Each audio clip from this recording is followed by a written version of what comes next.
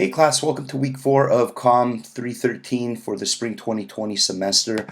Before we dive into our lecture for this week, I do want to go over a few things on the syllabus. If we scroll down here to our schedule, you can see during week 4 we're going to review chapters 4 and 5, and you will have quiz number 1 to complete, which is going to cover chapters 1 through 3. It's open book. You will have 10 minutes to complete it. It has 10 questions, and this is due by the end of the week on February 12th, which is Wednesday at 11:55 p.m. Please keep in mind next week you are going to have your first discussion form to complete, and your main post is due by Sunday, February 16th at 11:55 p.m. So make sure you log in before the due date of your main post to get it completed. Then you will also have an addition of 2 response posts to complete by the end of the week on Wednesday, February 19th. So next week, please make sure to log in by Sunday so you can complete the main post. All right, let's go to our lessons tab, and if we scroll down here, you will see that for your items to complete this week, please watch the week 4 video lecture below, read chapters 4 and 5, make sure to complete quiz number 1 by Wednesday, February 12th. It is a total of 10 questions at 2.5 points each. You will have 5 true, false, and 5 multiple choice questions, and you're going to have 10 minutes to complete it.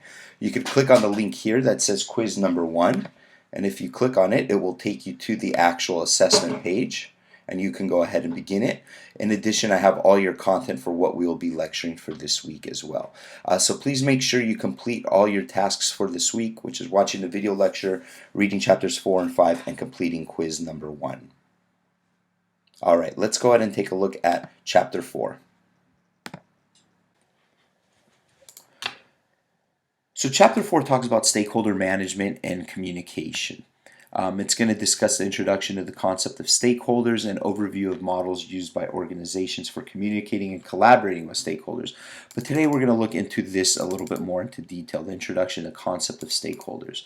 So stakeholder initiatives, this is the range of schemes and initiatives have developed at industry, national, and transnational level, such as UN Global Compact Initiative, Global Reporting Initiatives. You have all these different initiatives among stakeholders.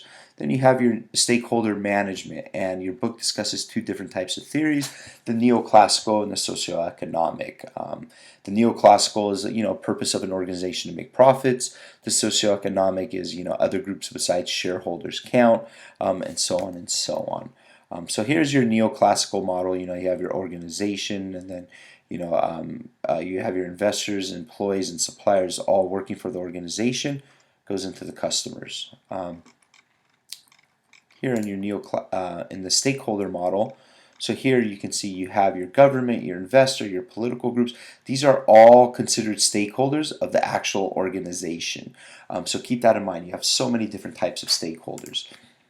And the nature of stakes and stakeholders, pretty important for our class because we're going to be talking about stakeholders quite a bit. So make sure you have a good understanding of a stakeholder and what a stake is as well.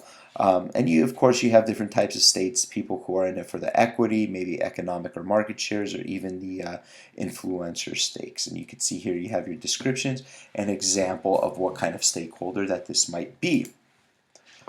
So let's take a look at the types of stakeholders. You have a primary stakeholder and a secondary stakeholder. So a primary stakeholder is someone who, without their continued participation, the organization cannot survive, such as employees, suppliers, consumers.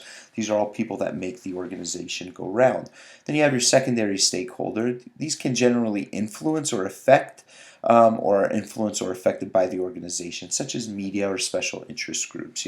These are more of secondary stakeholders in an organization. And you have your contractual stakeholders and your community stakeholders as well, such as for customers, it's consumers, employees are regulators, distributors are government, and so on and so on. But the benefits of the stakeholder model is really to be a good citizen as an end in itself, have good employee morale, and of course, reputation of organization. So your CSR initiatives, you have direct outcome of shift in models. It includes a philanthropy, community involvement, ethical and environmental friendly business practices, and it recognizes business needs to deliver wider values beyond shareholder market value alone. So when you're looking at the basic stakeholder identification analysis, there are a few questions you can ask yourself. Who are the organization stakeholders? Then you're going to go a little deeper. What are their stakes? What opportunity and challenges do they have? Then what responsibilities? And then, of course, in what way can an organization best communicate? So here we can see our stakeholder salience model. We have power, legitimacy, and urgency.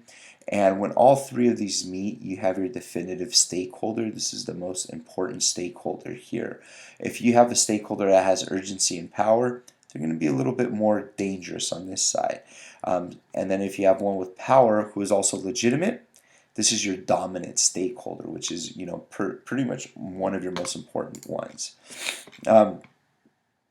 For stakeholder communication from awareness to commitment, it's good to have a good understanding of the tactics and the type of strategy, and then, of course, the understanding of it, the involvement, and, of course, the commitment. And organization stakeholders have a communication model. So this is informational strategy. It's a one-way symmetrical model. This is when the organization just communicates to a stakeholder. It's just providing information. Here we have a persuasive strategy. It's a two-way asymmetrical model. So the organization, communicates to the stakeholder, and then you're going to get feedback, which may come from this information here, all depending on what that information here is. Then you have your dialogue strategy. This is really just two-way symmetrical model of communication, where the organization and the stakeholder are communicating back and forth with one another. And so here you can see that you have the characteristics of the old and new approaches to organization, where you have it with your stakeholder management, stakeholder collaboration. This isn't something you really need to look into too deeply, but have a good understanding of it. And then, of course, with collaboration and engagement, you want to focus on changing the relationship between the organization and its stakeholders from management to collaboration and from exchange to long-term relationships. This really helps build the structure of the organization. And then collaboration implies a two-way symmetrical model of dialogue and consultation. When you the corporate identity, branding, and corporate reputation. So of course we're going to look at the corporate identity management, then establishing, maintaining, and protecting corporate reputations with different stakeholder groups. So corporate identity, strategically projecting a particular positive image of the organization. Also to build, maintain, and protect strong reputations with stakeholders.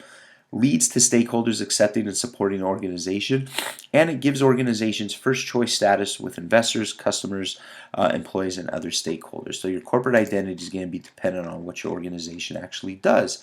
So here we have our advantages of corporate image investing. So distinctiveness, stakeholders, they recognize an organization with impact that's being favored, and with stakeholders, you avoid conflicting images and messages.